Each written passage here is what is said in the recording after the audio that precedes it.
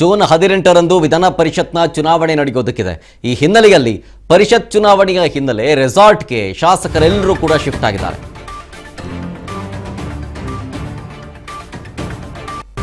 ಶೀಘ್ರವೇ ಕೈ ಶಾಸಕರನ್ನ ಸ್ಥಳಾಂತರ ಮಾಡೋದಕ್ಕೆ ನಿರ್ಧಾರ ಮಾಡಲಾಗಿರೋದು. ಅಂದ್ರೆ ಕುದುರೆ ವ್ಯಾಪಾರದ ಆತಂಕ ಇದ್ದೇ ಇದೆ, ಹಾಗಾಗಿಯೇ ಸ್ಥಳಾಂತರ ಮಾಡೋದಕ್ಕೆ ಪ್ಲಾನ್ ಮಾಡ್ಕೊಳ್ತಾ ಇದ್ದಾರೆ. ಕುದುರೆ ವ್ಯಾಪಾರದ ಭಯದಿಂದ ಕಾಂಗ್ರೆಸ್ನ ಶಾಸಕರು ಬಿಡದಿಯ ರೆಸಾರ್ಟ್ಗೆ ಸ್ಥಳಾಂತರಗೊಂಡಿದ್ದಾರೆ. ಶಾಸಕಾಂಗ ಪಕ್ಷದ ಸಭೆ ಕರೆದಿದ್ದಾರೆ. ಜೊತೆಗೆ ನೂತನ ಸಿಎಂ ಡಿಕೆ ಶಿವಕುಮಾರ್ ಅವರು 16ನೇ ತಾರೀಕು ಸಂಜೆ 6 ಗಂಟೆಗೆ ಈ ಒಂದು ಬಿಗ್ ಮೀಟಿಂಗ್ ನಡೆಯುತ್ತೆ. ಅಂದರೆ ವಿಧಾನ ಪರಿಷತ್ ಚುನಾವಣೆ ನಡೆಯೋದಕ್ಕೂ 2 ದಿನ ಮುಂಚಿತವಾಗಿ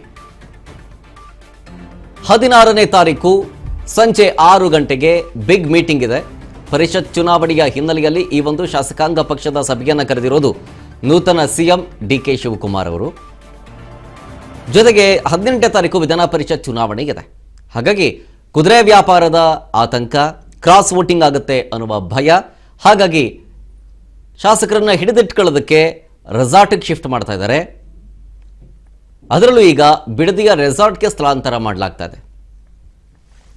ಡೀಟೇಲ್ಸ್ ಕೊಡ್ತಾರೆ ಇದ್ರ ಬಗ್ಗೆ ನಮ್ಮ ಪ್ರತಿನಿಧಿ ಬಸವರಾಜ್ ಫೋನ್ ಸಂಪರ್ಕದಲ್ಲಿ.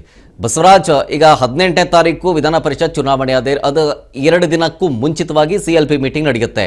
ಕುದುರೆ ವ್ಯಾಪಾರ ಜೊತೆಗೆ ಕ್ರಾಸ್ ವೋಟಿಂಗ್ನ ಭೀತಿ ಈಗಲೂ ಕೂಡ ಕಾಂಗ್ರೆಸ್ನಲ್ಲಿ ಇದ್ದೇ ಇದೆ. ಪ್ಲಾನ್ ಏನು? ಶರತ್, ಈಗಾಗಲೇ ಕಾಂಗ್ರೆಸ್ ಪಕ್ಷದ ವತಿಯಿಂದ ಶಾಸಕಾಂಗ ಪಕ್ಷ ಸಭೆಯನ್ನು ಕೂಡ 16ನೇ ತಾರೀಕಿಗೆ ಕೂಡ ಕರೆದಿರ್ತಕ್ಕಂಥದ್ದು. ಪ್ರಮುಖವಾಗಿ ಈ ಒಂದು ತುರ್ತಾಗಿ CLP ಸಭೆ ಕರೆಯುವಂತದರ ಉದ್ದೇಶ ಏನಂತಂದ್ರೆ, ಈಗಾಗಲೇ ವಿಧಾನ ಪರಿಷತ್ನ ಚುನಾವಣೆ 18ನೇ ತಾರೀಕಿಗೆ ಕೂಡ ನಡೆಯುವಂತದ್ದು. ಆ ಒಂದು ಚುನಾವಣಾ ಸಂದರ್ಭದಲ್ಲಿ ಈಗ ಕಾಂಗ್ರೆಸ್ ಪಕ್ಷದಿಂದ 5 ಅಭ್ಯರ್ಥಿಗಳನ್ನು ಕೂಡ ಕಣಕ್ಕಿಳಿಸಿರ್ತಕ್ಕಂಥದ್ದು. ಕಾಂಗ್ರೆಸ್ನ ಶಾಸಕರ ಸಂಖ್ಯಾಬಲದ ಒಂದು ಮೊತ್ತವನ್ನು ನೋಡ್ತಾ ಹೋದ್ರೆ 4 ಜನ ಒಂದು ಸಲೀಸಾಗಿ ಕೂಡ ಗೆಲ್ತಾರೆ. ಆದ್ರೆ 5ನೇ ಅಭ್ಯರ್ಥಿ ಗೆಲ್ಬೇಕಾದ್ರೆ ಕೆಲವೊಂದಿಷ್ಟು ಅಡ್ಡ ಮತದಾನ ಆಗುವಂಥದ್ದು ಮತ್ತೆ ಬೇರೆ ಶಾಸಕರನ್ನ ಸೆಳೆಯುವಂತ ಪ್ರಯತ್ನ ಕೂಡ ಆಗ್ಬೇಕು ಅನ್ನುವಂಥದ್ದು. ಅದರ ಜೊತೆಗೆ ಬೇರೆ ಈ ಕಾಂಗ್ರೆಸ್ ಪಕ್ಷದಿಂದಲೂ ಕೂಡ ಕೆಲವು ಶಾಸಕರನ್ನ ಸೆಳೆಯುವಂತ ಪ್ರಯತ್ನದ ಭಾಗವಾಗಿ JDS ಪಕ್ಷದಿಂದಲೂ ಕೂಡ ಒಬ್ಬ ಅಭ್ಯರ್ಥಿಯನ್ನು ಕೂಡ ಕಣಕ್ಕಿಳಿಸಿರ್ತಕ್ಕಂಥದ್ದು. ಹಾಗಾಗಿ ಶಾಸಕರನ್ನ ಒಂದು ಹಿಡಿದಿಟ್ಟುಕೊಳ್ಳುವಂತಹ ಪ್ರಯತ್ನದ ಭಾಗವಾಗಿ ಮತ್ತೆ ಕೆಲವೊಂದಿಷ್ಟು ಸೂಚನೆಗಳನ್ನ ಕೊಡುವಂತ ನಿಟ್ಟಿನಲ್ಲಿ ಈಗ ಡಿಕೆ ಶಿವಕುಮಾರ್ ಅವರು CLP ಸಭೆಯನ್ನು ಕೂಡ ಕರೆದಿರ್ತಕ್ಕಂಥದ್ದು.